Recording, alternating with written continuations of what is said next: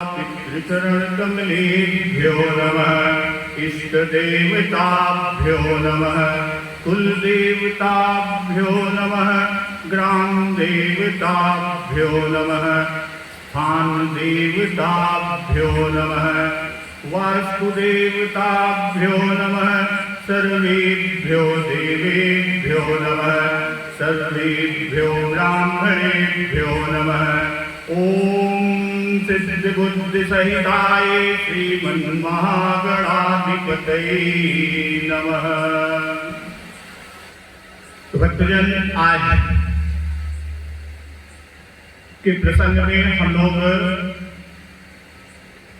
श्री रघुनाथ जी के द्वारा अहिल्या उद्धार और उस वाटिका में जगत जननी मां सीता, मां पार्वती जी के पूजन, इन दो प्रसंगों को यहां लेकर आज आए हैं।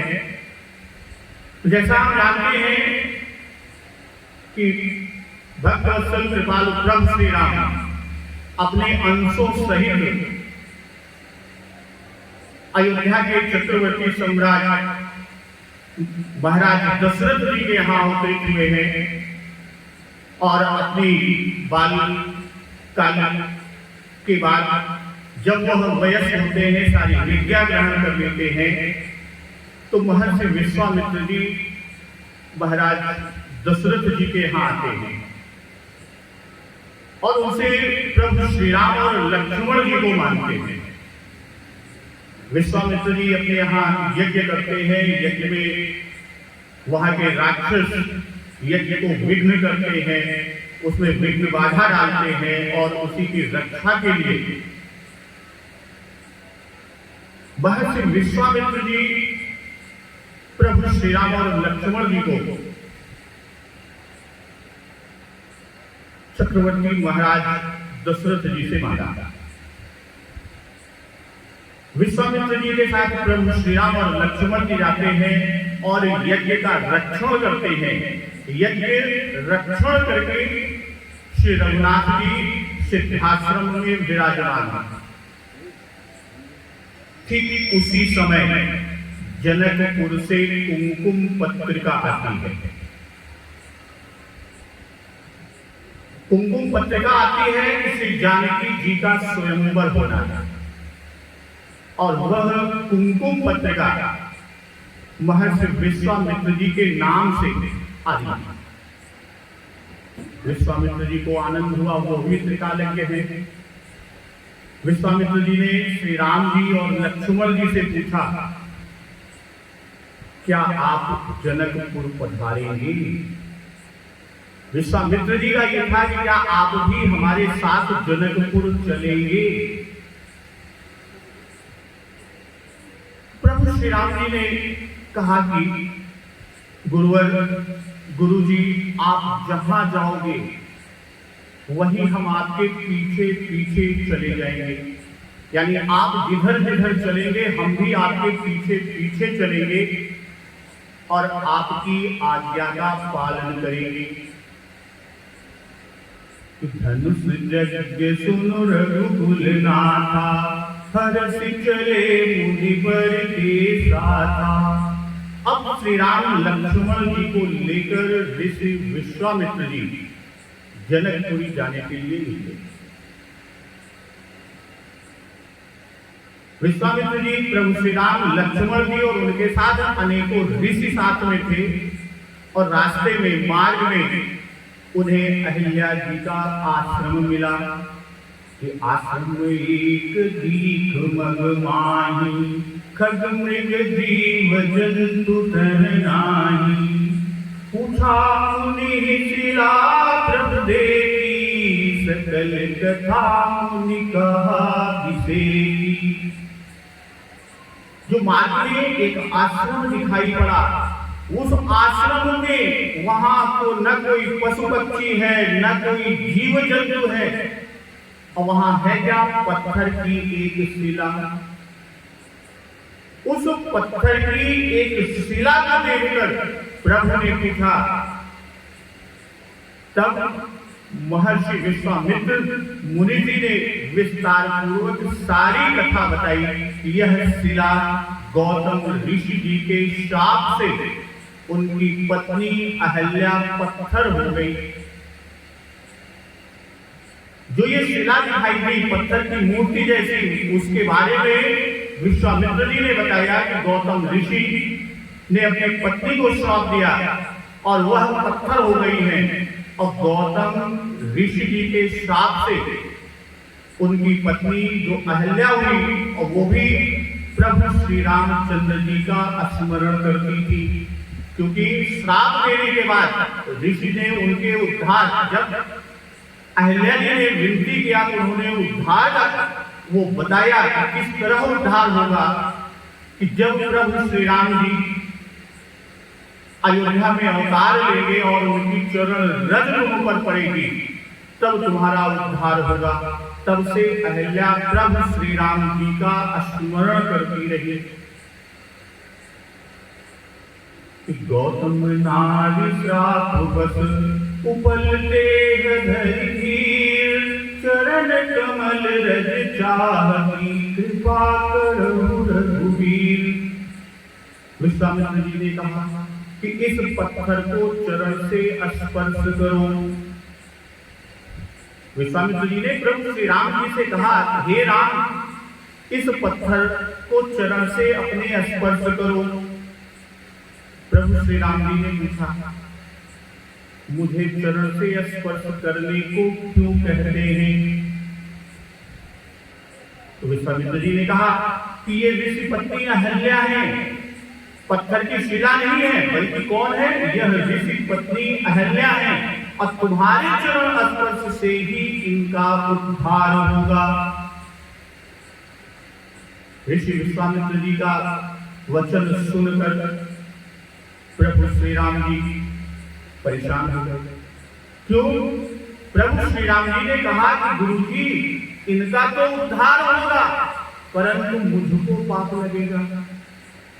प्रभु श्री राम जी ने कहा कि गुरु जी, मैं पत्थर की शिला को अपने चरण से छूऊंगा, जैसा आप कह रहे हैं कि इनका उद्धार होगा, इनका तो उद्धार हो जाएगा, किंतु मुझे पाप लगेगा। क्योंकि प्रभु श्री राम जी का नियम है कि वह किसी स्त्री को स्पर्श करते नहीं। तो प्रभु श्री राम जी ने मुनि विश्वामित्र जी से कहा कि मेरा नियम है, मैं किसी स्त्री का स्पर्श करता नहीं। भाई, पुरुष बिना कारण किसी स्त्री का या स्त्री पर पुरुष का स्पर्श करे तो बहुत बड़ा पाप है। बहुत भीड़ हो, उसमें कदाचित स्पर्श हो जाए तो भगवान क्षमा कर देते हैं, परंतु अगर जानबूझकर यह स्पर्श करता है तो वह क्षमा नहीं, बल्कि क्या, वहां सजा है। प्रभु श्री राम जी तो लीला के लिए, लीला हेतु नररूप धारण ही किए हैं, यानी प्रभु श्री राम जी की लीला में मर्यादा है, मर्यादा पुरुषोत्तम कहे। श्री राम जी को पाप का भय लगता है, और आजकल के लोग हैं कि आजकल के लोगों को पाप का जरा भी भय नहीं लगता। तुम किसी मनुष्य का डर रखो या न रखो, किंतु पाप का डर रखना है। किंतु आजकल तो मानव जीवन में बहुत पाप करता है, जीवन में बहुत पाप करता है, इसके हाथ से पुण्य बहुत ही कम होता है। और साधारण रीति से अगर हम पाप कहें तो सामान्य रूप से पाप के दो कारण होते हैं पाप करने के। एक तो पैसे के लिए पाप होता है, भाई आज का सामान्य है, आदमी पैसे के लिए सब कुछ कर देगा। और दूसरा करता है क्षुद्र जीव जो है वो काम सुख भोगने के लिए पाप करता है। शास्त्रों में धन को साधन माना गया है।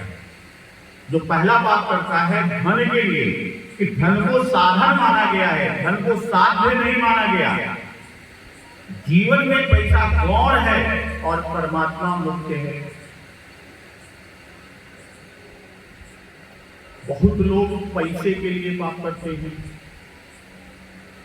अब पाप से पैसा इकट्ठा करते हैं और उसके पीछे वह भौतिक सुख भोगते हुए दिखते हैं, परंतु इनको अंदर से शांति नहीं होती। भौतिक सुख का तो उपभोग करते हैं, किंतु अंदर से इनको शांति नहीं होती। जिस कर्म से मन अशांत और उद्विग्न हो, उसी का नाम पाप है। वास्तव में पाप है क्या? कि जिस कर्म को करने से अपना मन अशांत हो, उद्विग्न हो, समझिए कि वही पाप है। अब पाप करने वाले को जीवन में शांति मिलती नहीं, जीवन में उसको शांति नहीं मिलेगी। सारे भौतिक सुख मिलेंगे, किंतु उसे शांति नहीं मिलती। और जो पाप से भय नहीं लगता, उसका मन शांत रहता है। भाई पाप से भय नहीं होगा, मन शांत होगा। पाप करने वाले का हृदय हमेशा जलता रहता है, हमेशा रोता रहता है, और पाप से कदाचित पैसा मिले परंतु शांति नहीं मिलती। पाप से खूब पैसा कमाकर दान पुण्य करने की अपेक्षा नीति से, धर्म से थोड़ा कमाकर पैसा भी अगर दान न करें और ठाकुर जी को केवल वंदन करें, यानी प्रभु का वंदन करें, तो ईश्वर को रुचिकर लगता है। भाई जैसे आजकल पाप से बहुत सारा कमाएंगे और कहेंगे उसमें से मैंने इतना अंश दान कर दिया, वो पाप हमारा क्षय हो गया। वो पाप क्षय नहीं हुआ, उसके बदले वह थोड़ा धन अर्जन करें, नीति पूर्वक, धर्म पूर्वक कोई दान ना करे, सिर्फ और सिर्फ ईश्वर का वंदन करते रहे, तो वह ईश्वर को रुचिकर लगता है।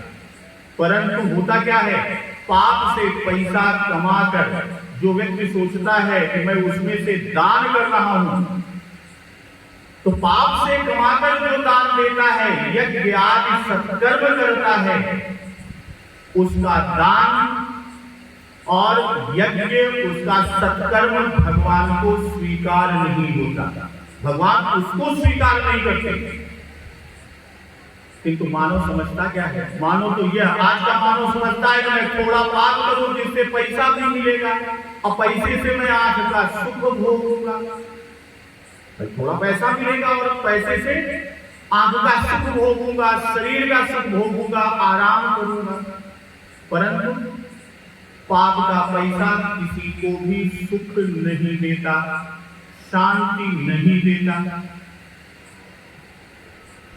मानव को सच्चे सुख की तो खबर ही नहीं कि सच्चा सुख है तो क्या है, सच्चा सुख क्या है, इसका ज्ञान उसे हो तो वह पाप को करे ही नहीं। अगर सही सुख का ज्ञान है, सच्चे सुख का ज्ञान है, और वो क्या है, सिर्फ जो भी नीति और धर्म पूर्वक कर्म करे, उसके द्वारा अर्जन करे, उसका सेवन करे और प्रभु का वंदन करे।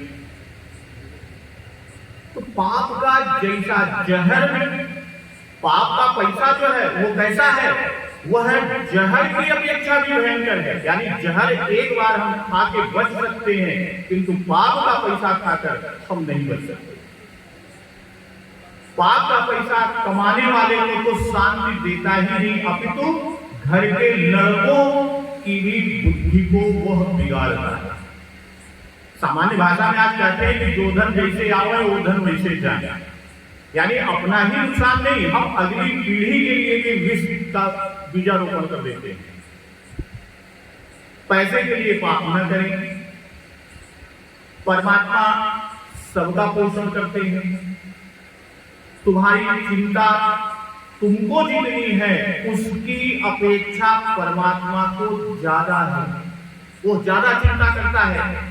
और जीव के लिए भगवान जन्म होने से पहले ही सारी तैयारी रखते हैं, सारी तैयारी रखते हैं। भाई जैसे बच्चे के जन्म के बाद मां के स्तन में दूध का उत्पन्न होना, यह क्या है? यह रुधिर मांस हड्डी से भरा हुआ शरीर है, तो इसमें वह दूध किस रीति से आया? ये प्रभु की ही तो देन है, वही उसकी व्यवस्था करता है। 9 माह बच्चा गर्भ में रहता है, उसका पोषण कौन करता है? ईश्वर करता है। यह सब परमात्मा की दया है। तो अनेक बार मनुष्य काम सुख के लिए भोग पाप करता है कि सुखतः क्रियते रामा भोगः पश्चादंत शरीरे रोगः यद्यपि लोके मरणं शरणं तदपि न मुंचति पापाचरणं भज गोविंदम भज गोविंदम। यानी भोग भोगता हुआ मनुष्य स्वयं ही भुगत जाता है। भोग भोगते भोगते भोग भोगता हुआ मनुष्य क्या होता है? वह स्वयं ही भुगत जाता है। अब भोगी का शरीर रोग का घर बन जाता है। उस भोगी का शरीर क्या होता है? वो रोग का घर बन जाता है। और अंत में क्या होता है? अंत में वह काल का ग्रास बन जाता है। फिर भी मनुष्य पाप नहीं छोड़ता, मनुष्य पाप नहीं छोड़ता। परधन पर स्त्री में, परधन और पर स्त्री में मन की प्रकृति सदृश कोई पाप ही नहीं।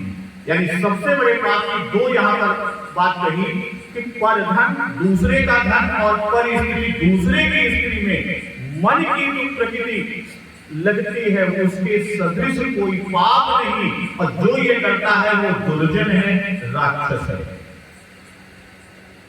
दुर्जन में दया नहीं होती, दुर्जन में दया नहीं। वह बिना कारण सबके साथ झगड़ता है, सबके साथ लड़ाई करता है। पर धन पर स्त्री पर इसकी नजर होती है। सज्जनों को, साधु संतों को वह त्रास देता है। और ये सब क्या है? ये सब राक्षस के लक्षण है। मनुष्य पाप का भय रखता नहीं, इससे यह दुखी है। मनुष्य दुखी क्यों है? क्योंकि वो पाप से भय नहीं रखता, इसलिए दुखी है। अब मनुष्य जीवन में जाने कहां तक पाप करता है, छल कपट करता है, अनेक जीवों का अपमान करता है। और जीवों का अपमान करके वह जीवन को पूरा करता है, यानी वह जीवन पूरा जीता है। परंतु अंत काल में वह बहुत पछताता है, अंत काल में बहुत पछताता है, बहुत घबराता है। तो पाप से कदाचित कोई जीवन सुखमय बनाए, परंतु मरण के समय उसकी दुर्दशा अवश्य होती है। अंत समय में जीव की छाती पर उसके समस्त पाप चढ़ बैठते हैं, इससे उसको अपार घबराहट होती है।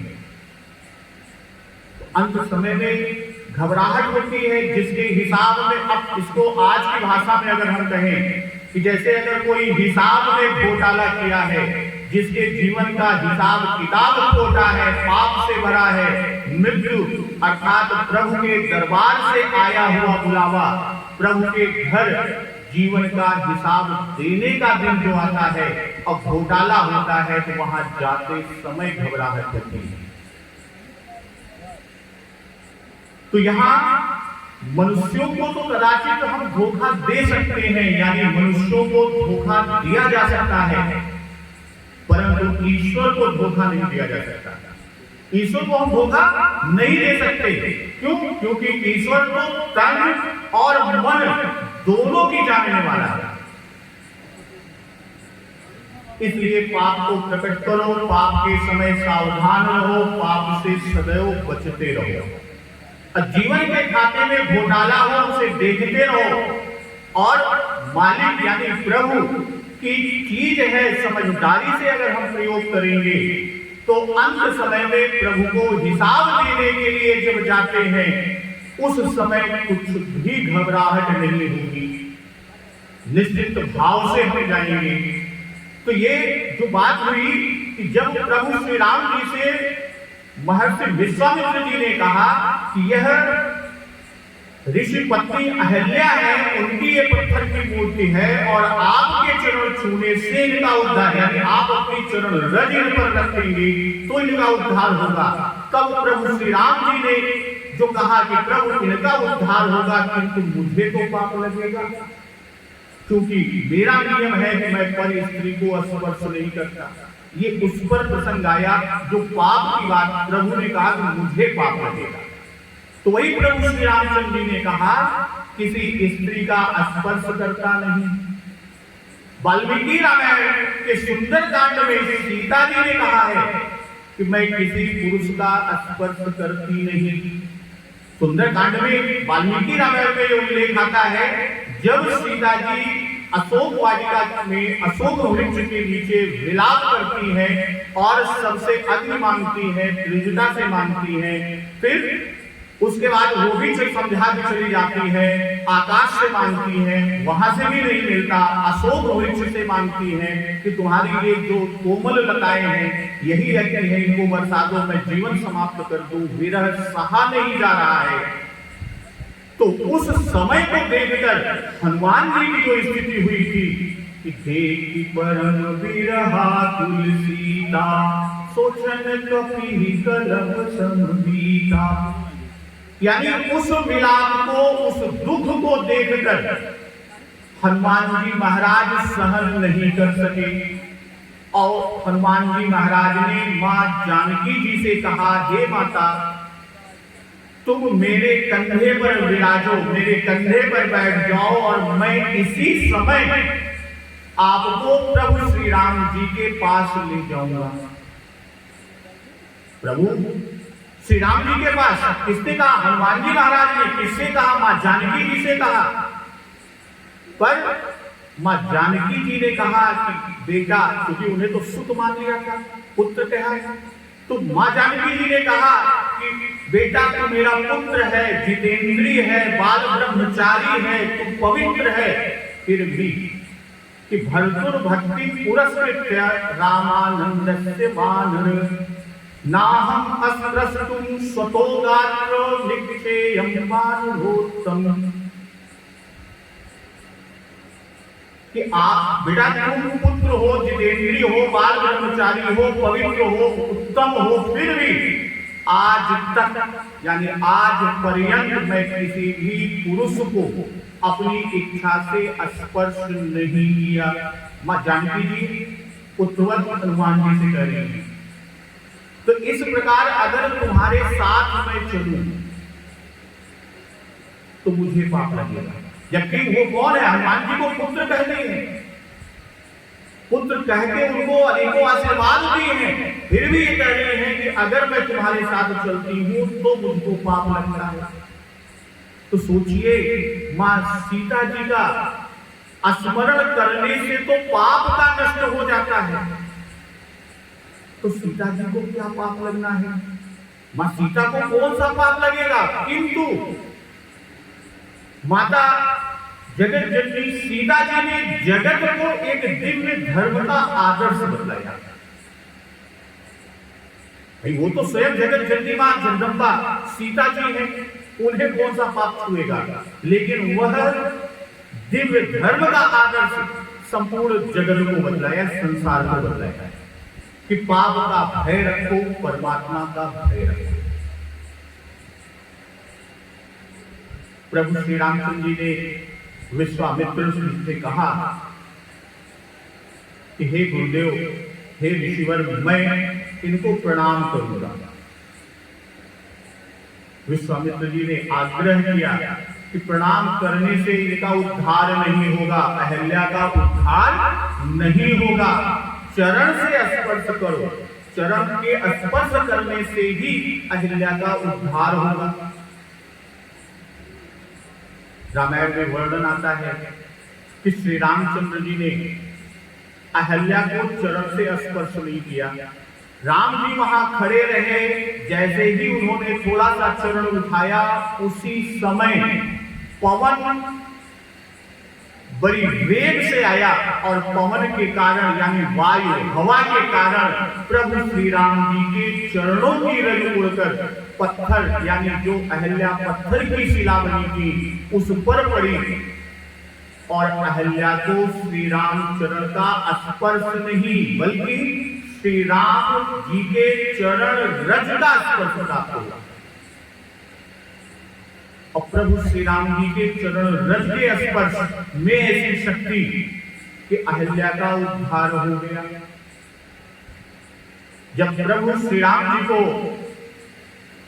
वनवास होता है और प्रभु श्री राम जी केवट से गंगा पार करने के लिए नौका मांगते हैं, तो केवट भी यही कहता है कि आपके चरण रज से जब पत्थर की शिला जो है वो नारी बन गई, तो हमारी नौका अगर नारी बन जाएगी तो एक तो है दूसरी को कैसे करेंगे और दूसरी अपनी आजीविका कैसे चलाएंगे।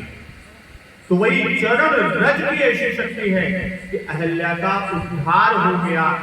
तो संत चरण रज, भगवत चरण रज मन को पवित्र करती है।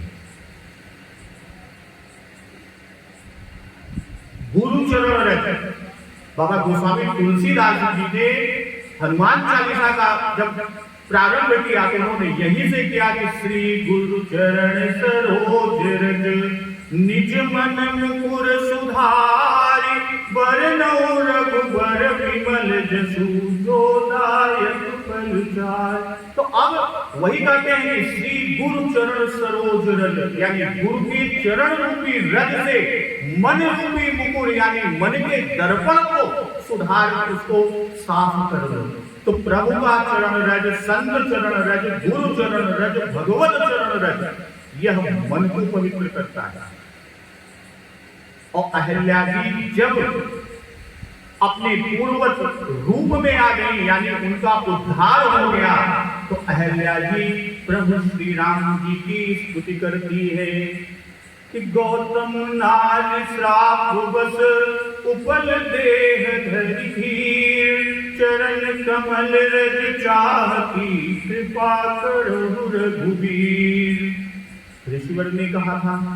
अब अहिल्या जी प्रभु की स्तुति करती है कि पर सतपद पावन शोक न सावन प्रकट भई तप कुंज सही, देखत रघुनायक जन सुखदायक सन्मुख होई कर जोरी रही, अति प्रेम यधीरा पुलक शरीरा, मुख नहीं आवई बचन कही, अतिशय बड़ भागी चरण लागी, जुगल नयन जलधार बही, धीरज मन कीना प्रभु पहुँचीना, रघुपति कृपा भगत पाई, अति निर्मल वाणी अस्तुति ठानी, ज्ञान गम्य जय रघुराई, मैं नारी पावन प्रभु जग पावन, रावण रिपुजन सुखदाई, राजीव विलोचन भव भय मोचन, पाहि पाहि शरण आई, मुनि श्राप जो दीनायति भल कीना, परम अनुग्रह मय माना, देऊं भरि लोचन हरि भव मोचन, इह लाभ शंकर जाना, विनती प्रभु मोरी मयमति भोरी, नाथन मांगऊं बरयाना, पद कमल परागा रस अनुरागा, मम मन मधुप करई पाना, जहि पद सुर सरिता परम पुनीता, प्रगट भई शिव शीश धरी, सोई पद पंकज जेहि पूजत यज, मम सिर धरऊ कृपाल हरि, एहि भांति सिधारी गौतम नारी, बार बार हरि चरण भरी, जो अति मन भावा शोभर पावा, गयपति लोक आनंद भरी, अस प्रभु दीन बंधु हरि, कारण रहित दयाल, तुलसीदास सटते ही भजू, क्षाण कपट जंजाल। तो यहाँ अहिल्या गौतम मुनि की पत्नी जो 7 वर्ष पत्थर की देह धारण किए थी, प्रभु के चरण रज से जब उसका उद्धार होता है तब वह अहिल्या प्रभु श्री राम जी की स्तुति करती है। और जो स्तुति किया कि पर सत पद पावन शोक न सावन प्रगट भई तब कुंज सही, कि प्रभु श्री राम जी के पवित्र और शोक को नाश करने वाले चरणों का स्पर्श पाते ही सचमुच वह तपो मूर्ति अहिल्या प्रकट हो गई।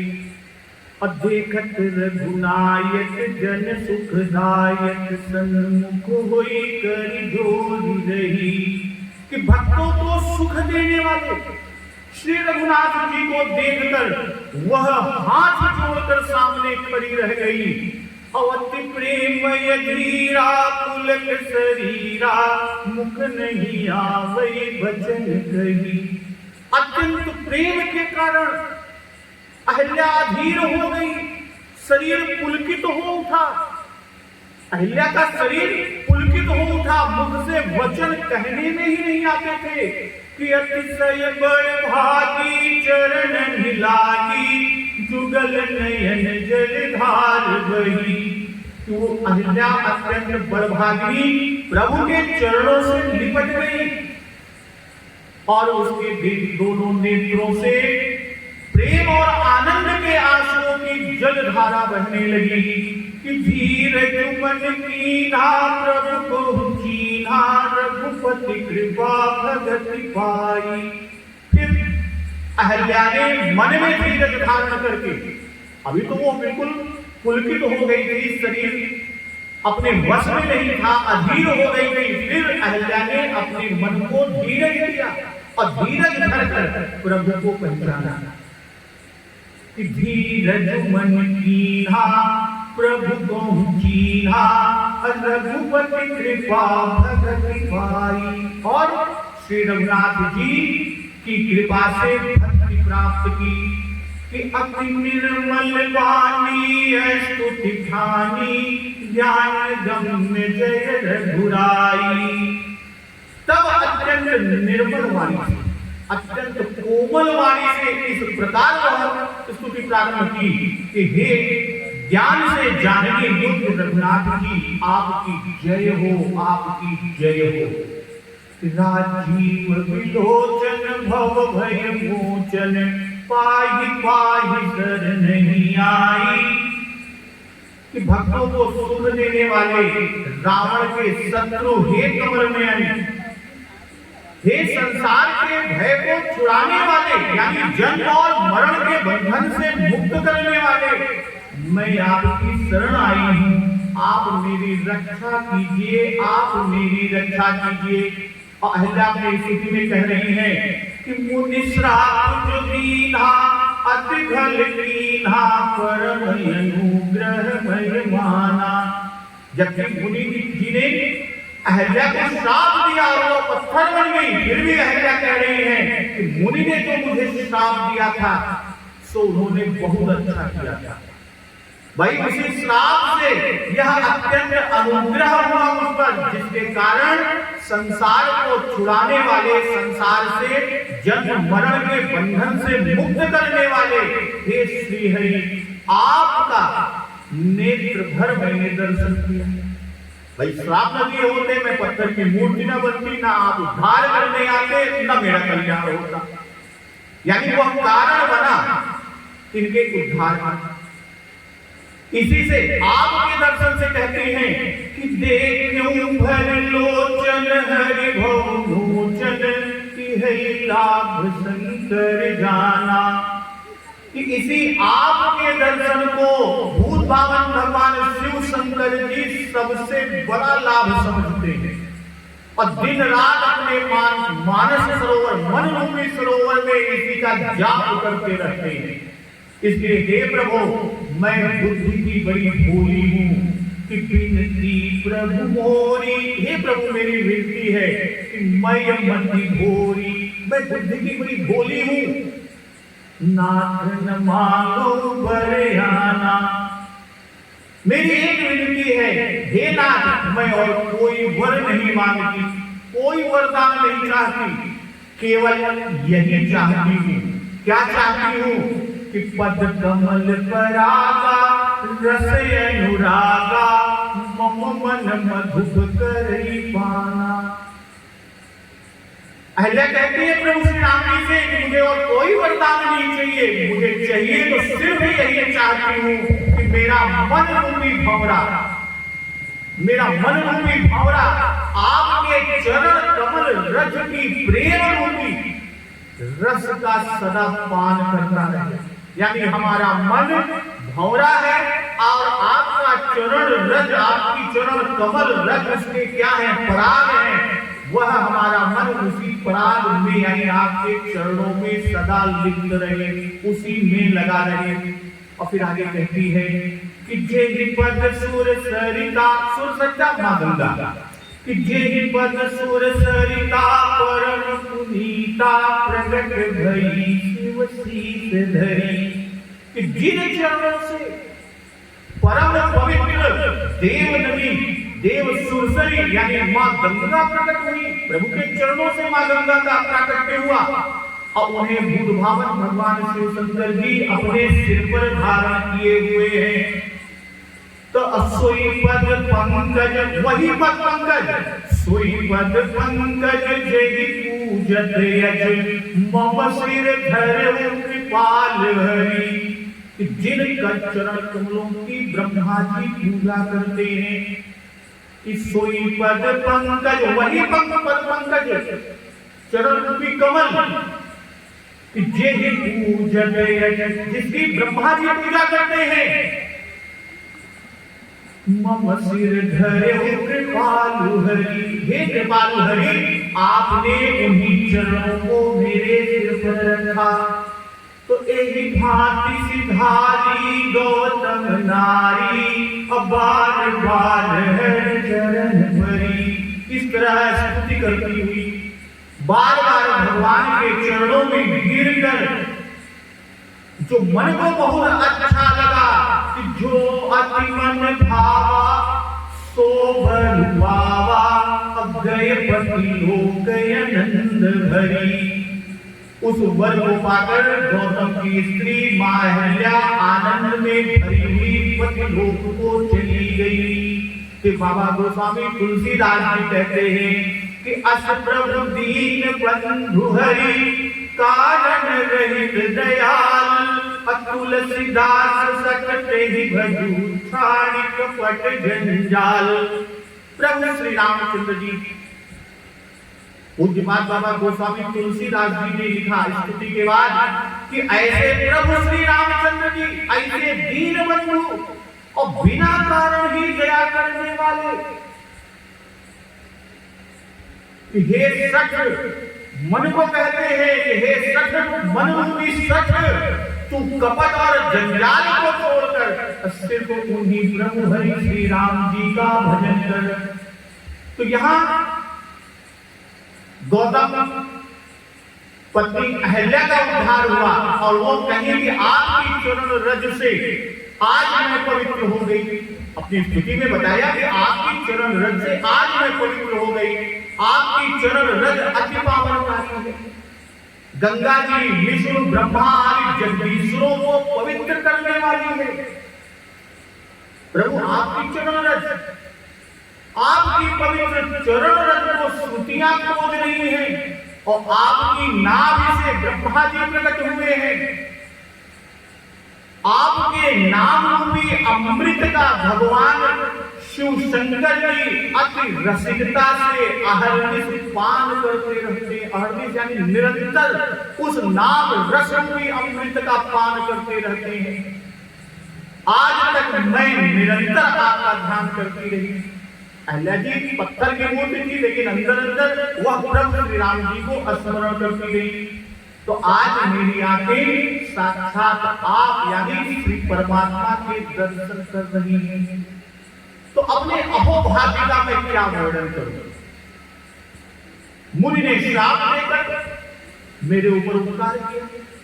भाई मुनि ने मुझे श्राप दिया जरूर, लेकिन वह श्राप मेरे लिए उपकार का काम कर गया, मेरा कल्याण किया, जिससे आज आपके दर्शन का अवसर मुझे प्राप्त हुआ।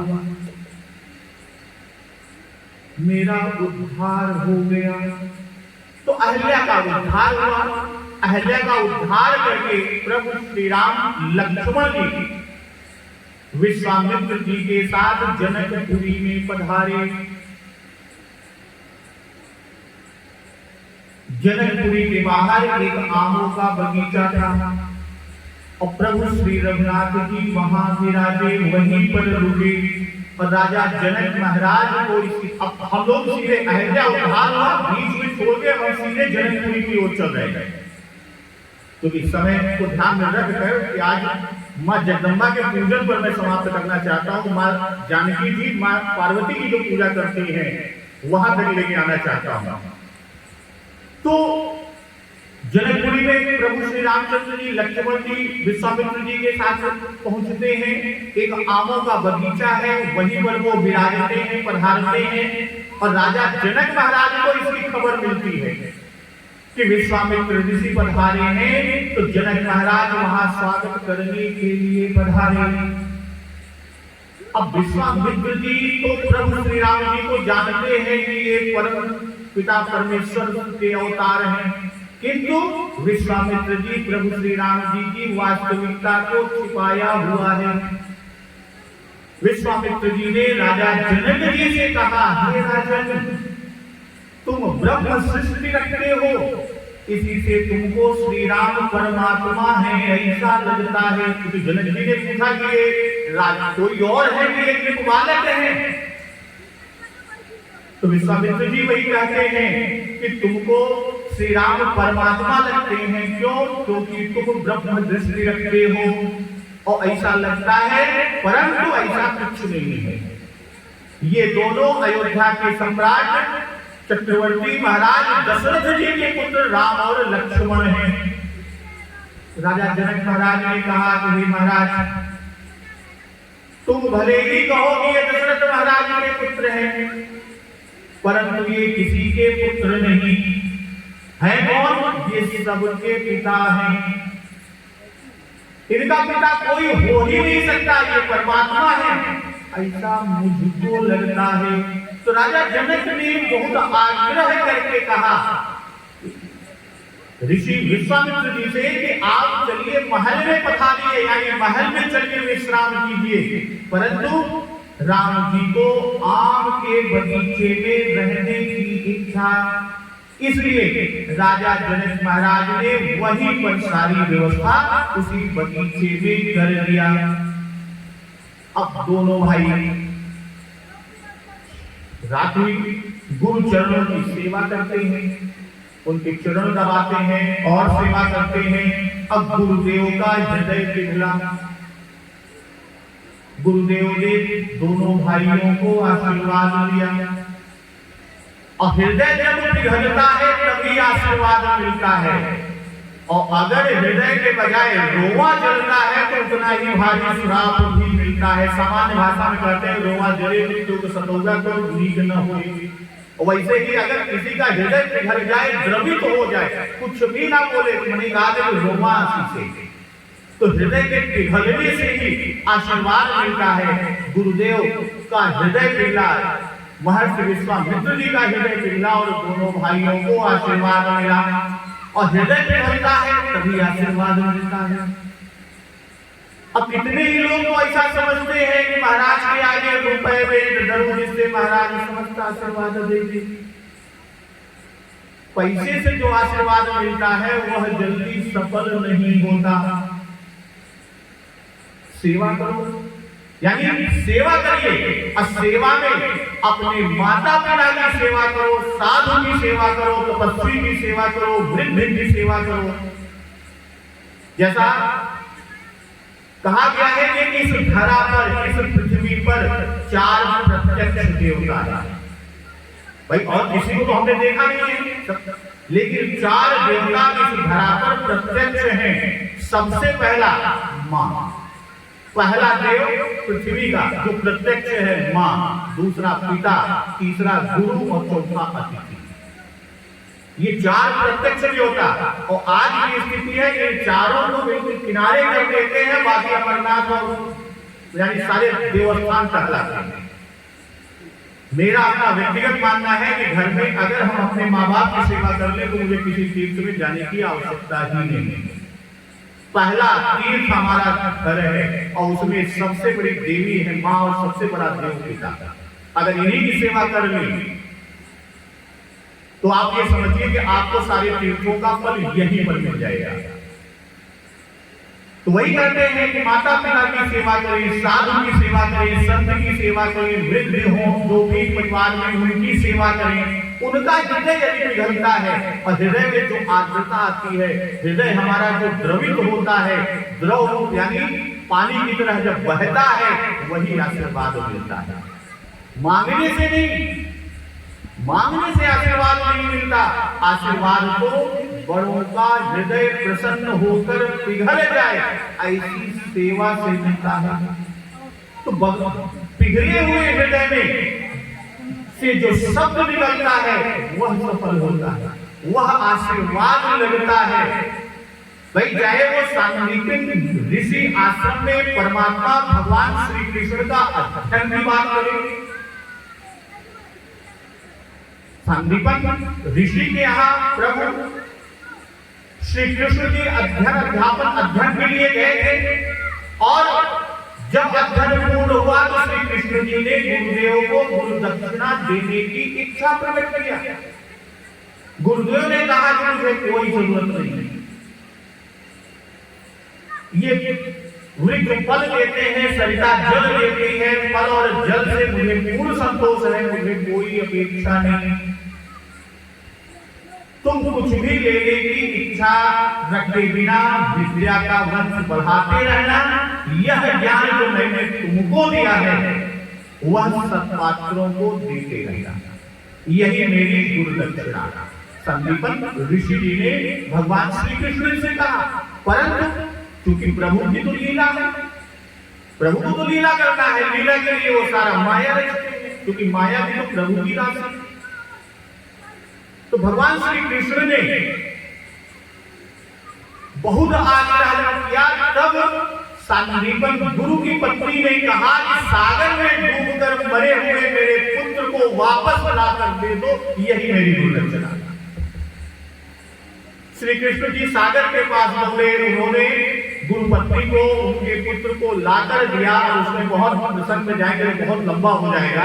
तो वहां जाते हैं और उस संघ के अंदर राक्षस रहता है, उसको मारते हैं, तो बताता है। फिर यमलोक जाते हैं, यमराज आते हैं, तो कहते हैं उस काया तो जल चुकी है, नष्ट हो चुकी है, कहते अच्छा मुझे आत्मा दे दो, काया मैं बना। वो सारे प्रसंग कभी मौका मिलेगा तो फिर उस पर चर्चा करेंगे। तो उन्होंने श्री कृष्ण जी को यानी गुरु संदीपन की पत्नी ने, गुरु माता ने श्री कृष्ण जी को आशीर्वाद दिए। क्यों? क्योंकि उनका हृदय पिघल गया। उन्होंने श्री कृष्ण को अनेकों आशीर्वाद दिए कि श्री कृष्ण तुम्हारी जय होगी, आशीर्वाद देते हूँ तुम्हारे घर में लक्ष्मी, जिह्वा में सरस्वती, जगत में कीर्ति निरंतर ही बढ़ती रहेगी। अब जगत गुरु श्री कृष्ण ने भी, प्रभु तो जगत गुरु है, जगत गुरु श्री कृष्ण जी ने भी अपने गुरु और गुरु पत्नी की इसी सेवा की। चक्रवर्ती सार्वभौम महाराज के बालक प्रभु श्री राम और लक्ष्मण जी गुरु जी के चरणों की सेवा करने लगे, महर्षि विश्वामित्र जी की। और आजकल की बात करें तो आजकल की बात करने लायक है, मौका मिल जाए तो गुरु को लगे। तो गुरुदेव की सेवा कर रहे थे, गुरुदेव विश्वामित्र जी की आंख जब लग गई तो प्रभु श्री रामचंद्र जी यहाँ से उठे, उन्होंने शयन किया। तो उस समय लक्ष्मण जी ने प्रभु श्री राम की सेवा की और प्रभु श्री राम जी ने तब लक्ष्मण जी से शयन करने को कहा। उसके बाद लक्ष्मण जी सो गए। सुबह हुई, प्रातः काल हुआ, सभी लोगों ने स्नान किया। राम और लक्ष्मण जी को महर्षि विश्वामित्र जी ने आज्ञा दी कि बगिया में जाकर फूल और तुलसी दल लेकर आओ, क्योंकि अब प्रसंग मुझे पुष्पवाटिका में लेकर चलना है। तो ठाकुर जी के लिए तुम स्वयं तुलसी लेने जाओ, क्योंकि महर्षि विश्वामित्र जी तो त्रिकालज्ञ है, वो सारी घटना को देख रहे हैं। तो तो उन्होंने कहा कि और कोई नहीं, तुम स्वयं जाओगे पुष्प वाटिका में पुष्प और तुलसी दल लेने के लिए। पहले तुलसी माँ का वंदन करो। भाई तुलसी दल तोड़ने का अपने यहाँ भी विधान है आज भी, कि तुलसी दल उतारने के पहले पहले उनको प्रणाम करिए। तो वही महर्षि विश्वामित्र जी ने कहा कि पहले तुलसी माँ का वंदन करो। क्यों? क्योंकि तुलसी जी राधा का अवतार है, राधा जी की अवतार है। तुलसी जी को कभी नाखून से नहीं तोड़ना चाहिए। सामान्य लोग आते हैं नाखून से दुपट्टे, नाखून से नहीं तोड़ना चाहिए। नाखून से तोड़ने पर पाप लगता है। द्वादशी के दिन तुलसी ना तोड़े। क्यों? और सायंकाल के बाद भी तुलसी जी का स्पर्श न करें। क्यों? क्योंकि सायंकाल के पश्चात तुलसी जी लीला करने जाती हैं। तुलसी वृक्ष नहीं है, श्री गंगा जी, श्री यमुना जी, नर्मदा जी भी जल नहीं है, गाय माता पशु नहीं है, ब्रज की रज मिट्टी नहीं है। तो प्रभु श्री राम जी ने तुलसी जी का वंदन किया। चलिए तब तक प्रभु श्री राम का संकीर्तन करते रहें कि श्री राम जय जय राम, श्री राम जय जय राम, श्री राम जय जय राम, श्री राम जय जय राम, श्री राम जय जय राम,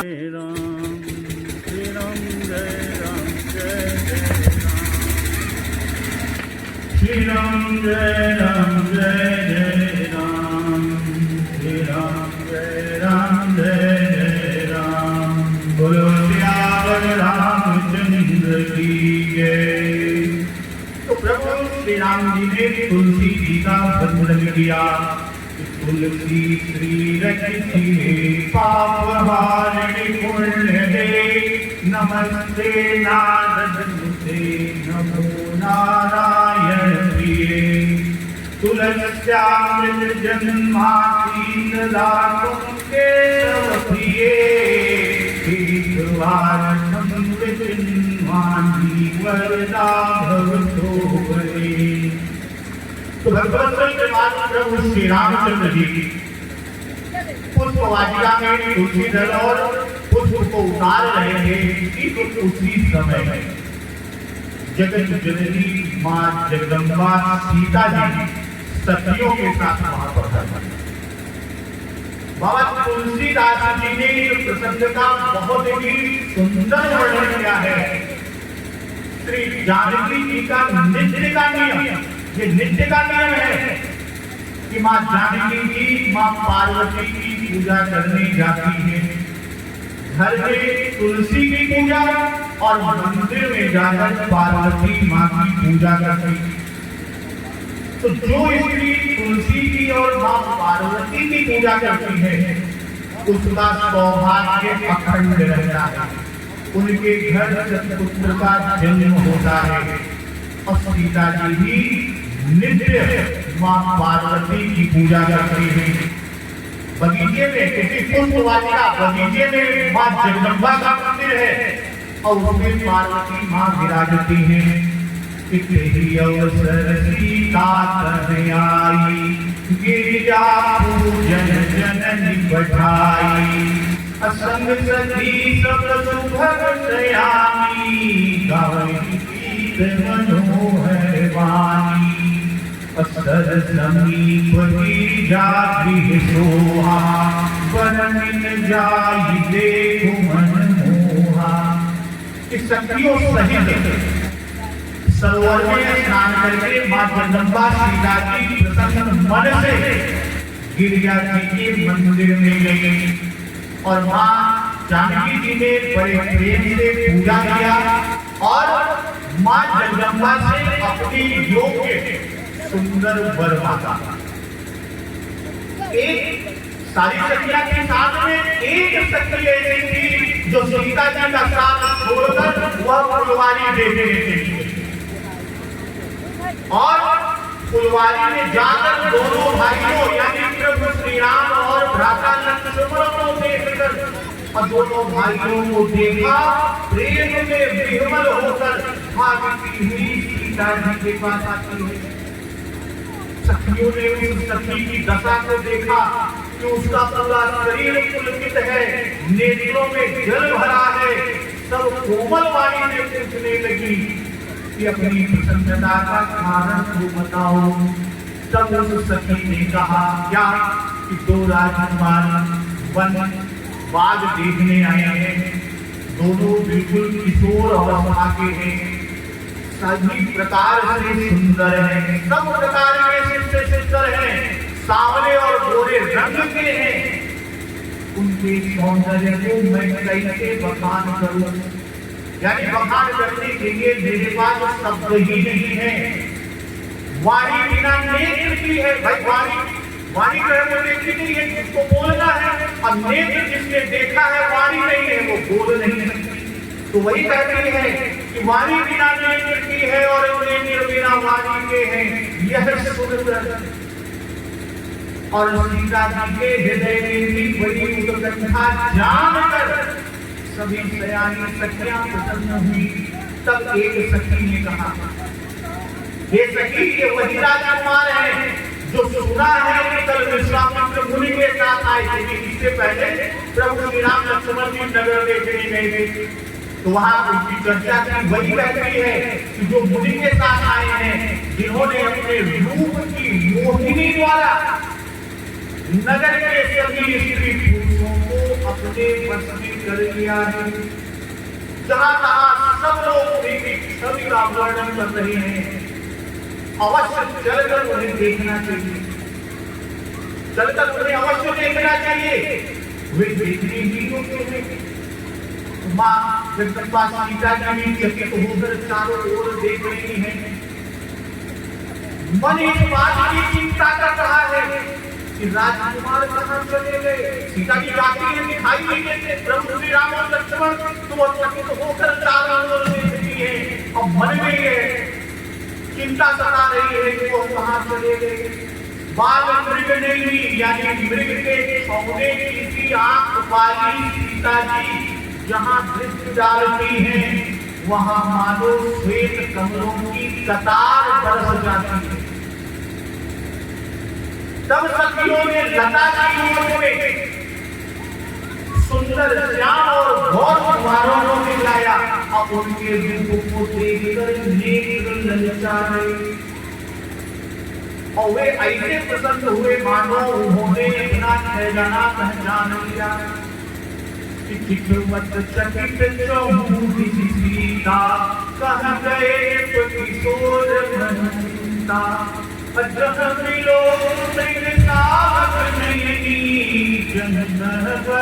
कमल सिख प्रेमी,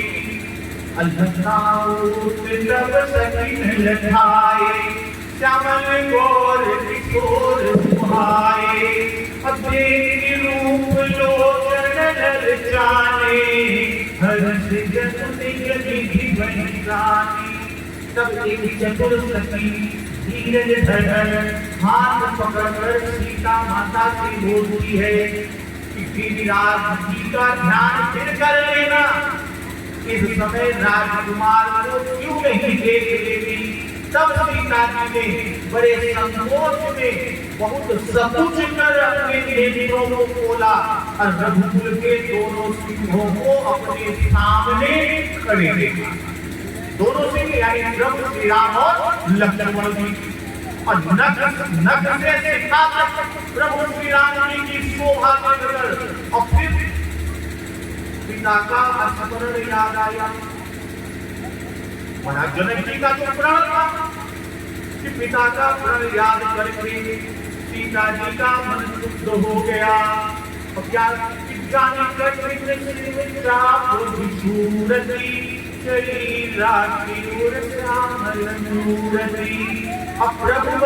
प्रभु जब जान की जानी शोभा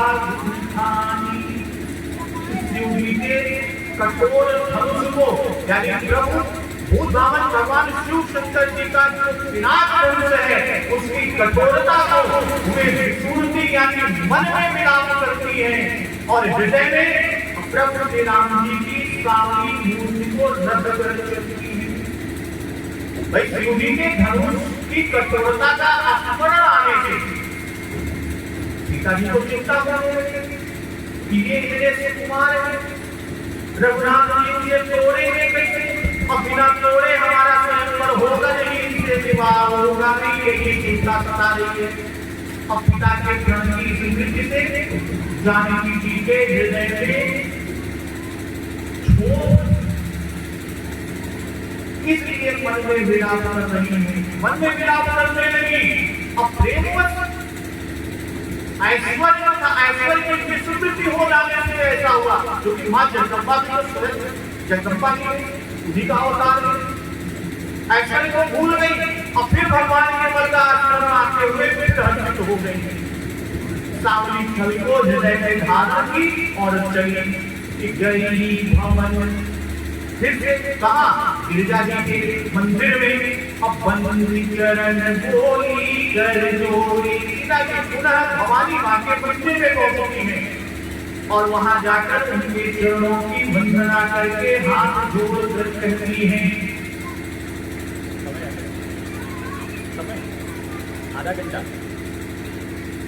वंदना करके हाथ जोड़कर मां जगदम्बा। और यह जो वंदना करती है पूज्य बाबा गोस्वामी तुलसीदास जी ने जो वंदना किया है यहाँ पर मां जगदम्बा ने, सीता जी ने पार्वती मां की जो पूजा की है, जगत गुरु भद्राचार्य महाराज, कृपालु भद्राचार्य महाराज और अन्य संत जनों ने ये कहा है, अगर दुर्गा सप्तशती का पाठ न करके सिर्फ इस 7 पंक्ति का हम प्रतिदिन स्मरण कर ले तो वह दुर्गा सप्तशती के बराबर है। और वही वंदना है, जय जय गिरिवर राज किशोरी, जय महेश मुख चंद्र चकोरी, जय जय मदन खड़ानन माता, जगत जननी दामिनी दुधिगाता, नैनवयाति मध्य अवसाना, अमित प्रभाव पे नहीं जाना, भव विभव पराभव कारिणी, विद्वि मोहन सोबत बिहारिणी, पति देवता सुखी महु, मानुष हम तवरे, महिमायमित सतहि गही, सहस्रार गाते, अस्मिवत कोई सुलभ बलचारी, वरदायनी पुरारी प्यारी, देवी पूजी पद कमल तुम्हारे, सुनर मुनि सब होई पुकारे, अमोर मनोरथ जानहु नीके, बसहु सदा उर सबहीके, अखिल प्रकट कारण तेरी, कही चरण गए। मां सीता जी पार्वती मैया की वंदना करती है, स्तुति करती है और कहती है कि जय जय गिरिवर राज किशोरी, जय महेश मुख चंद्र चकोरी, हे श्रेष्ठ पर्वतों के राजा हिमाचल की पुत्री पार्वती,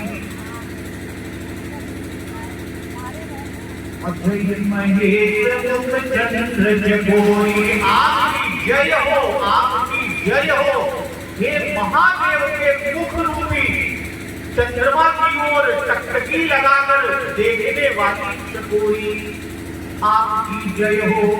जय जय वदन खड़ानन माता, जगत जनन दामिनी दुधिगाता, हाथी के मुख वाले गणेश की, सब मुख वाले स्वामी कार्तिकेय की माता, हे जगत जननी, हे बिजली की सी कांति युक्त शरीर वाली, आपकी जय हो, आपकी जय हो।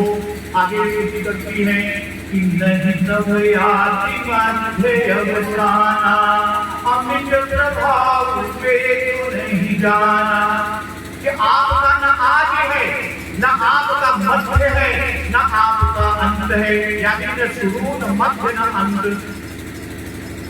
आपके असीम प्रभाव को वेद भी नहीं जानते। वेद भी वो भी देखेंगे कि इतना ही नहीं, इतना ही नहीं, यही कह के रह जाते हैं, यानी वो भी उसका रूप नहीं जानते। अभव भव विभव पराभवकारिणी विश्व विमोहन सोबत विहारिणी। तो आप संसार को उत्पन्न, पालन और नाश करने वाली हैं, विश्व को मोहित करने वाली हैं, विश्व विमोहनी सोबत विहारिणी, स्वतंत्र रूप से विहार करने वाली है। कि पति देवता की बहु मान प्रथम सबरे, पति को इष्ट देव मानने वाली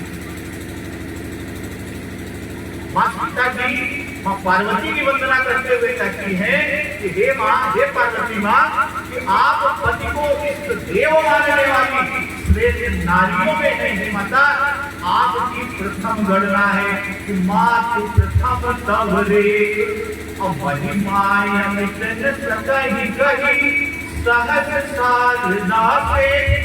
आपकी अपार महिमा को हजारों सरस्वती और हजारों शेष जी भी नहीं कर सकते। शेष जी के तो सहस्त्र फल है, सहस्त्र रूप है, वो बखान नहीं कर सकते। वाणी की देवी, वाग देवी सरस्वती नहीं कर सकती। इस काष्ठ जीवा, इस चमड़े की जीवा से कोई क्या बखान करेगा। अश्रीवत सोहि सुलभ भरचारी वरदायनी पुराज प्यारी। हे भक्तों को मुँह मांगा वर देने वाली, हे त्रिपुर के शत्रु भूत भावन भगवान शिव शंकर जी की प्रिय पत्नी, आपकी सेवा करने से चारों फल सुलभ हो जाते हैं। इसलिए कहती हैं कि देखी पूजी पद कमल तुम्हारे, सुर नर मुनि सब होहि सुखारे। ये देवी आपके चरण कमलों की पूजा करके, आपके चरण कमलों की पूजा करके देवता, मनुष्य और मुनि सभी सुखी हो जाते हैं। अमोल मनोरथ जानहि के बसहु सदा उर पुर सबहि के। अखिलहु प्रगट कारण तेहि अंतहि करन गए भय दे। मेरे मनोरथ को आप भली भांति जानती हैं। माँ सीता जी माँ पार्वती से कहती है कि मेरा मनोरथ यानी मेरी इच्छा क्या है, वह आप भली भांति जानती हैं। वह भली भांति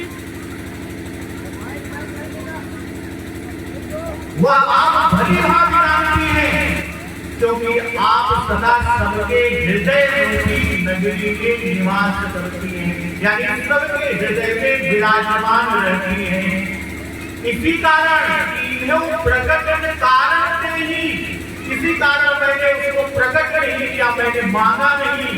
अस कहि चरण गए भज देहि, और ऐसा कहकर जानकी जी माँ जगदम्बा माँ पार्वती के चरण पकड़ ली। अब माँ जानकी की वह प्रेम भरी वाणी सुनकर प्रेम बस भई भवानी, रसीमान मूरति मुस्कानी। गिरिजा जी सीता जी की हृदय और प्रेम से वश हो गई।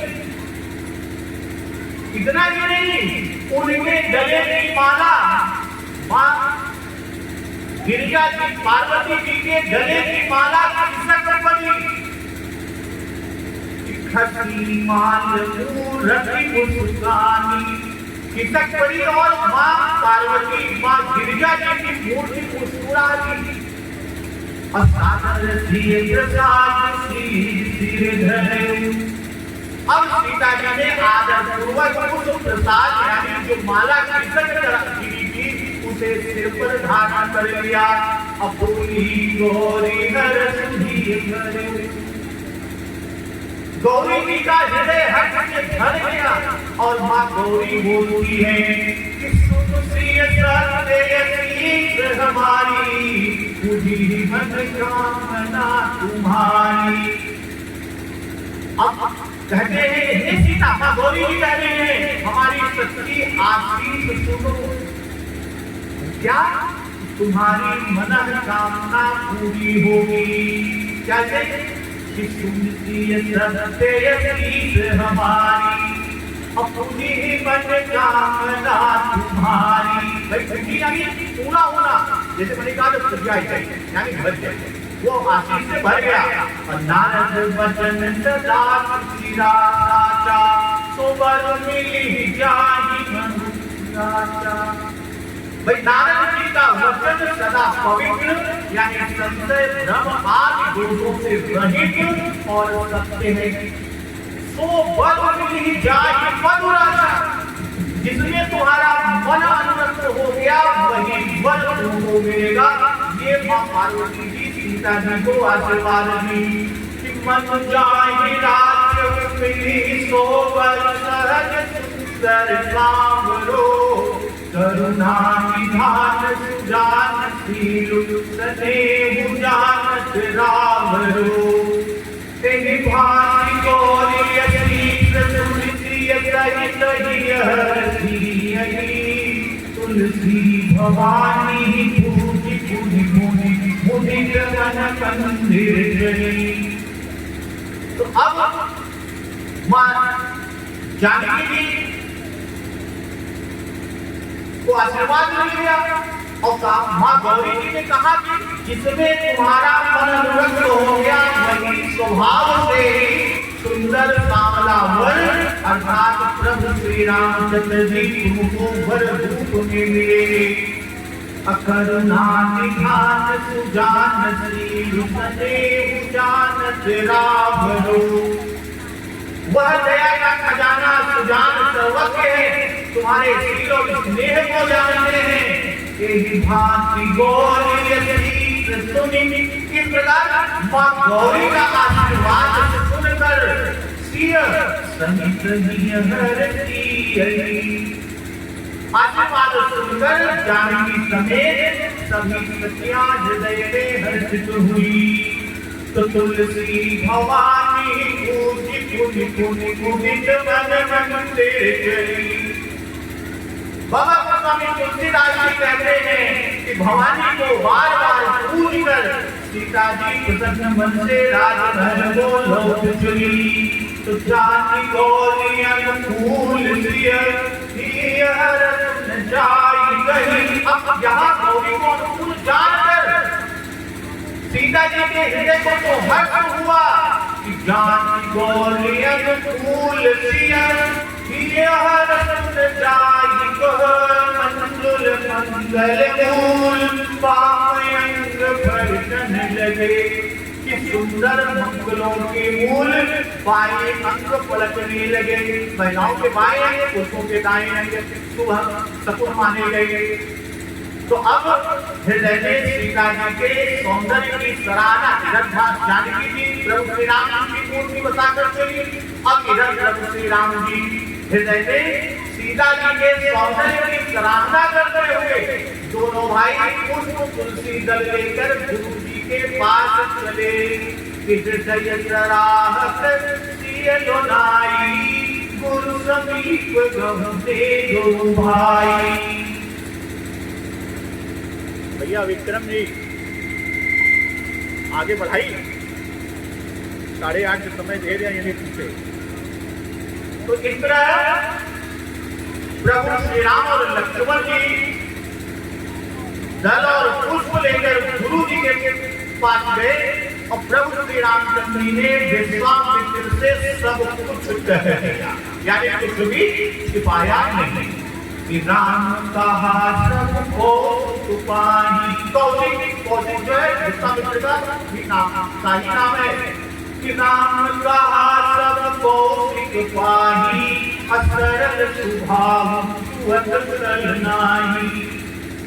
प्रभु श्री रामचंद्र जी ने सब कुछ विश्वामित्र यानी गुरु जी से कह दिया। क्यों? क्योंकि प्रभु श्री राम जी का सरल स्वभाव है। छल तो प्रभु श्री राम जी से छुआ भी नहीं गया है। असुमन पाई मुनि पूजा की, पुनीयतीस तुम भाई नी। तो भक्तवत्सल प्रभु श्री राम जी और लक्ष्मण जी भाई उनको गुरु महर्षि विश्वामित्र जी ने ही आदेश दिया था कि जाओ वाटिका से पुष्प और तुलसी दल लेके आओ। तो प्रभु श्री राम और लक्ष्मण जी वो दल और पुष्प लाके गुरु विश्वामित्र जी को दिए और विश्वामित्र जी उसको पाकर और उन्होंने क्या किया, गुरु विश्वामित्र जी ने दोनों भाइयों को आशीर्वाद दिया। क्या आशीर्वाद देते हैं कि सुफल मनोरथ हो तुम्हारे, राम लखन सुन भये सुधारे। गुरु विश्वामित्र जी ने दोनों भाई राम और लक्ष्मण जी को आशीर्वाद दिया। क्या दिया कि तुम्हारे मनोरथ सफल हो, कि सुफल मनोरथ ओ तुम्हारे। और इतना सुनते ही कि राम लखन सुन भये सुधारे। प्रभु श्री राम और लक्ष्मण जी प्रसन्न हो गए, सुखी हो गए। अक्कर भोजन ज्ञानी लगे कहन कथा पुरानी। विज्ञानी मुनि विश्वामित्र जी खाली तब बल ही नहीं था, ऋषि ही नहीं थे, बल्कि वह बहुत बड़े विज्ञानी थे, यानी विज्ञान अनुसंधान करता। विश्वामित्र जी ही गायत्री मंत्र दिए हैं, प्रणेता वही है और अनेकों अस्त्र शस्त्र का अनुसंधान किया है। जब तारका वध किया प्रभु श्री रामचंद्र जी ने और विश्वामित्र जी ने ये जान लिया कि हाँ ये है, उसके बाद इनको सारी विद्या दिया। इतना ही नहीं, इनको वो भी दिव्य दृष्टि दिया कि चाहे वो रात हो दिन हो कैसा भी हो, कोई भी इनसे अदृश्य नहीं रहेगा, किसी प्रकार की माया नहीं जाएगी।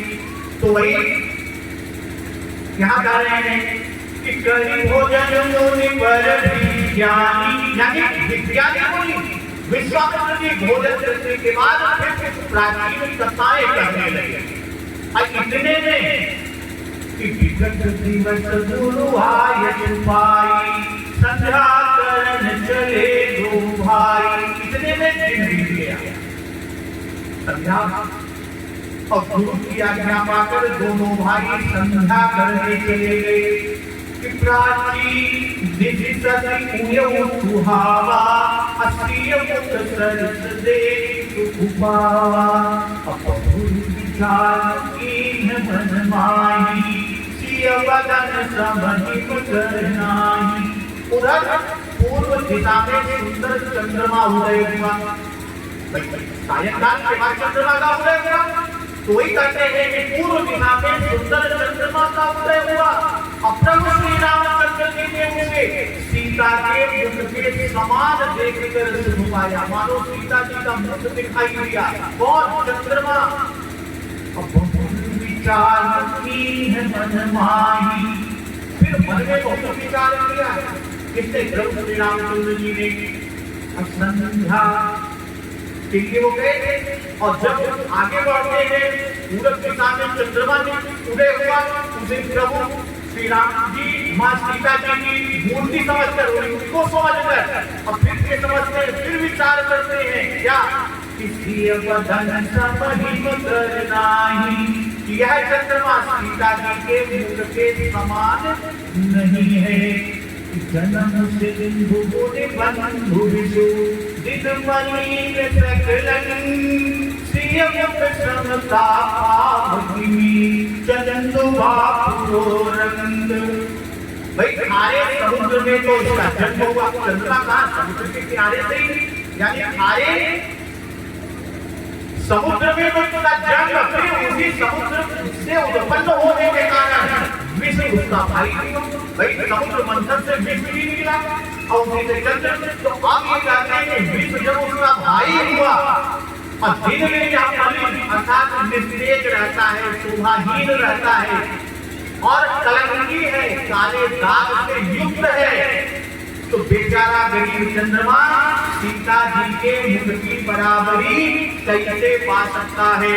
और प्रभु संध्या वंदन करने जाते हैं और संध्या वंदन करने के बाद फिर अगले दिन सुबह स्वयंवर सभा धनुष यज्ञ से ऋषि विश्वामित्र जी के पास सतानंद जी आते हैं और प्रभु श्री राम लक्ष्मण सहित विश्वामित्र जी को धनुष यज्ञशाला में बुलाते हैं। तो आज का प्रसंग हम यहीं पर करते हैं, क्योंकि अभी अभी माँ जगदम्बा के पूजन की बात किया और माँ जगदम्बा के पूजन में अगर विलंब होगा तो वो भी क्षम्य नहीं होगा। इसलिए एक बार जोर से बोलिए राम रामचंद्र की जय, पवन सुत हनुमान की जय, जगत जननी मां जगदम्बा की जय। एक बार जोर से नारा लगाएंगे सब संतन की जय, सब भक्तन की जय, सब देवतन की जय। एक बार पूरा माँ जगदम्बा के चरणों में, क्योंकि मैं पूर्णतः जयकारा का अंतिम नहीं कर सकता, क्योंकि माँ जगदम्बा का पूजन और आरती हो रहा है, इसलिए यही पर माँ जगदम्बा को प्रणाम करते हुए नमन करते हुए आज की वाणी यही पर विश्राम करते। जय माता, जय माता।